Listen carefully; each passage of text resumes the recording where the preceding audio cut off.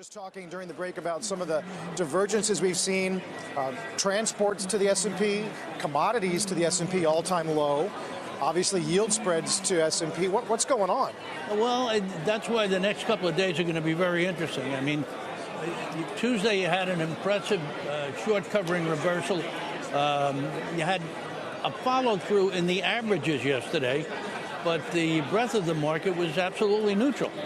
So old fogies like me get a little suspect then. You want to watch and see how the market is going to trade over the next couple of days. The other thing is the president's coming back, so we're all on tweet alert. You know, obviously you couldn't get any good news while he was away. You're sure that the underlings, even if they cut a deal, would wait for him to come back to announce it. So these are things the market's going to keep looking at here. Should we see weakness develop, the viewers should take a careful look at 2,800 in the S&P. That bailed us out yesterday when we started to go south. They hit 2,800 and turned on a dime, so that'll be critical support here if we get weak.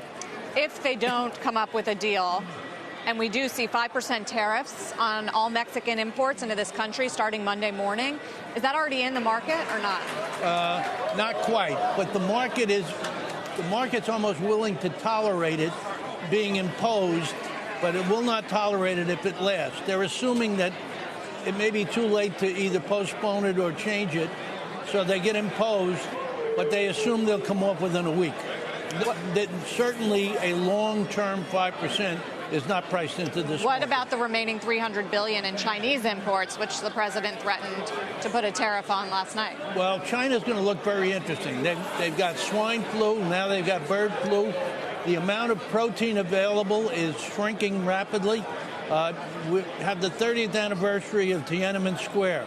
It was not about human rights. It was about food prices when it first began, and then it morphed into something else.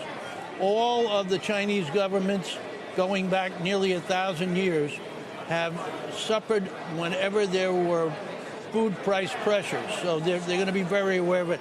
I think that may move them in the trade talks to get a little faster. You know, get pork and other protein from the United States, chicken, whatever.